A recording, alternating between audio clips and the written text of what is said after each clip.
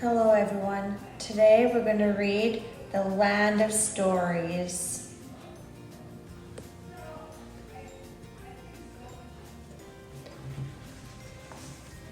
The Rise and the Return. The East was in a period of great celebration. Daily parades marched through the village streets. Every home and shop was decorated in colorful banners and wreaths, and handfuls of flower petals were thrown and floated through the air. Each citizen smiled, proud of what they had recently accomplished. It had taken over a decade for the Sleeping Kingdom to fully recover from the horrific sleeping curse of the past. But at last, it had restored itself to the prosperous nation it had been before. The people of the East changed into the future, reclaiming their home as the Eastern Kingdom. A week's worth of celebrations concluded in the great hall of Queen Sleeping Beauty's castle. It was so crowded the entire kingdom seemed to be there. Many had to stand to sit on windowsills.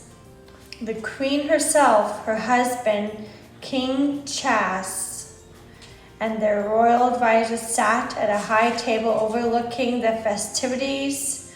A small performance was taking place in the center of the hall.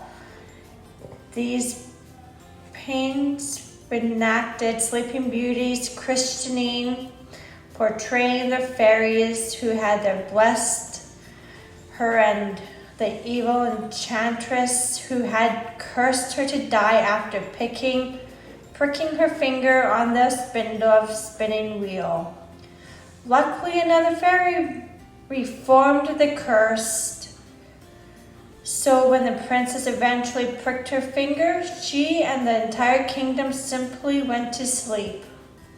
They slept for 100 years, and the performers took great delight in recreating the moment King Chas kissed her and woke them all. I think it's time where we dispose of our little gifts from the queen.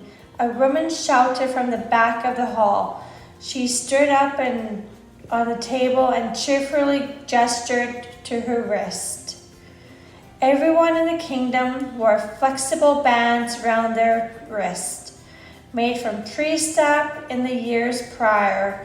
Queen Sleeping Beauty had instructed them to snap their wrist with them whenever they felt unnecessary fatigue.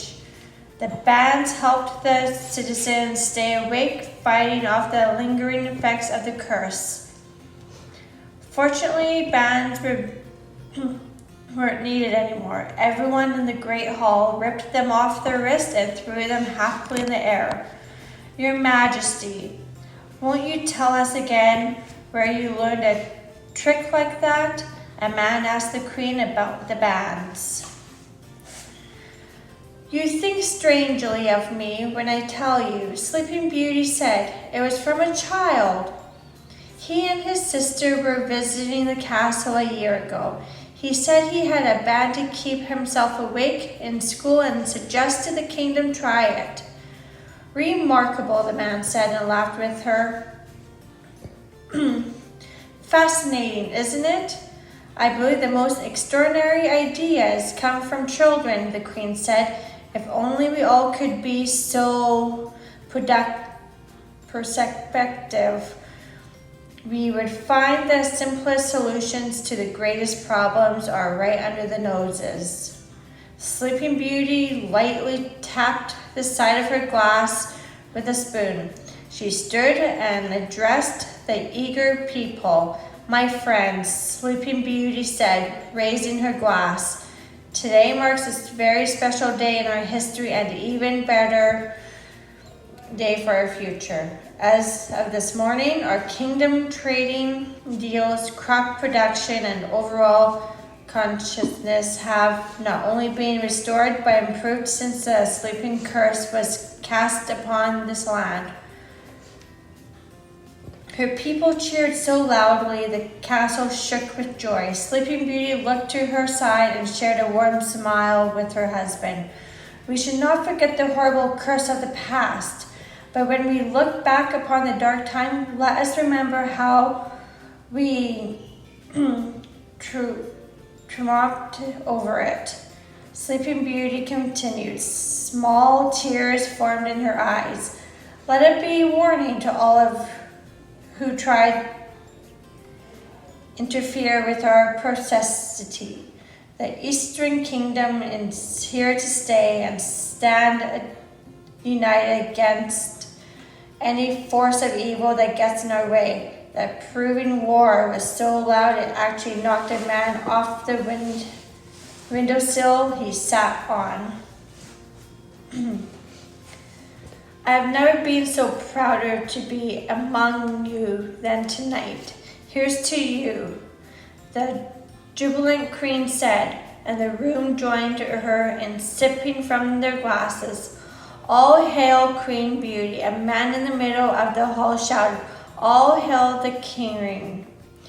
The rest cheered with him. All hail to the queen. All hail the queen. Sleeping Beauty waved at them graciously and took a seat. The festivities continued into the night, but just before midnight, the queen was overcome by a strange sensation, a feeling she hadn't felt in years. Well, isn't that bizarre, Sleeping Beauty said to herself, looking off into the distance with a smirk. Is there something wrong, my love? King Chas asked. Sleeping Beauty stirred and headed toward the staircase behind them. You'll have to excuse me, dear, the queen said to her husband. I'm rather sleepy. She was just as surprised